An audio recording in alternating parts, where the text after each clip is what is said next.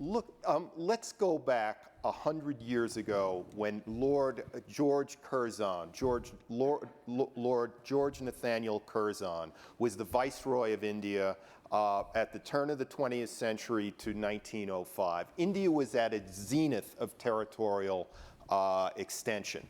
And that India included what is today India, Pakistan, Bangladesh, and actually Burma too. Burma was part of it, was part of India at the time. And then in addition, India has these borders with Nepal and other places. Now, all of these after partition, the subcontinent broke up. And all of these places, with the exception of India itself, became dysfunctional states over time. And that India of Curzon, which stretched literally from the Iranian plateau to the Gulf of Thailand, had shadow zones of influence and interest in Southeast Asia, in the Iranian plateau, deep into Central Asia. And India lost this at partition. And India developed as a very imperfect democracy. Meanwhile, Pakistan and Bangladesh, nothing seemed to work. Neither military regimes were able to stabilize the country, nor were democratic regimes able to stabilize the country.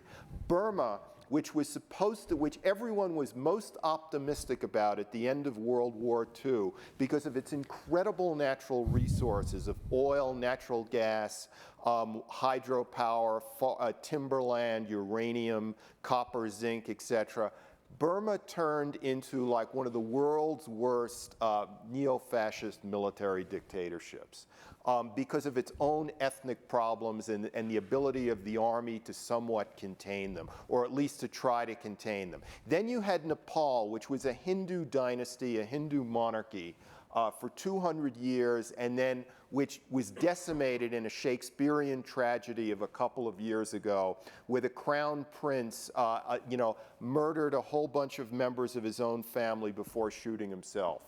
And that led into a devolution into instability with Nepal. And you think of Nepal as just these mountains, the Himalayas, Mount Everest, etc. But most of Nepal's population lives near the Indian border in the Terai Plains. So India has to deal with a very unstable, Maoist-influenced Nepalese state where the border with India is very insecure, easy to penetrate. India lives in fear of mass numbers of refugees coming into already poor provinces of Bihar and elsewhere. In Bangladesh, again, neither military nor civilian governments have worked. Bangladesh very much has the politics of Pakistan, or it was formerly East Pakistan, and there are about 10-15 million Bangladeshi refugees in West Bengal, inside India, etc. Now you would think that it would be in India's best interest to have, fuel lines, energy lines crossing Bangladesh to that other part of India, which people call the chicken bone.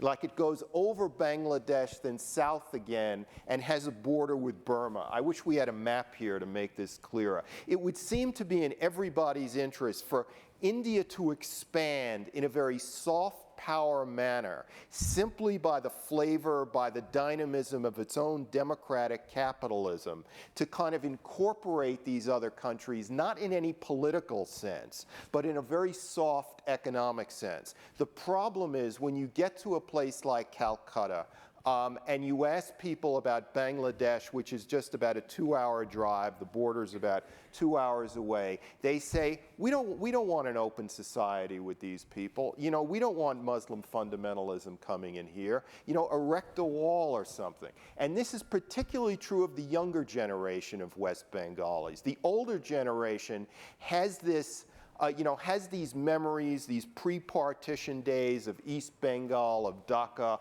all being part of the same realm as Calcutta, where, during the British days when Bangladesh didn't exist, it was all part of India. But the younger generation has no memory of this whatsoever.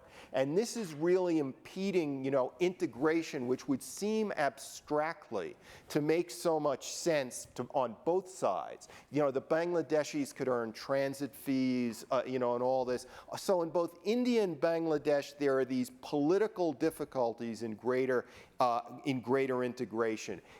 In Burma, India is locked in a battle for influence with China, because Burma has all these natural resources. It is also a rear base for about 15 ethnic insurgencies that are fighting inside India. India is very underdeveloped northeast. So India, though it's democratic, cannot just stand aside and let China essentially become the Lord High Protector of Burma.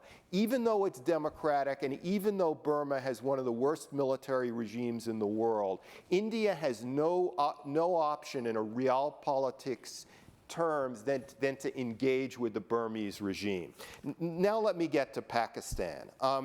In a sense, in a conventional sense, relations between India and Pakistan are a bit better now than they've been in a long time.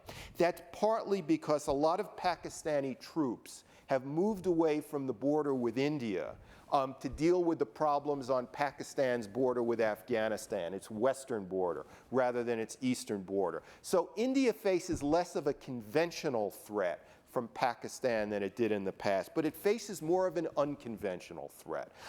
You have this organization in Pakistan, ISI, Inter-Services Intelligence, which is sort of, if you can imagine the American CIA with its own armed forces under it, that's what ISI sort of is. It's a state within a state.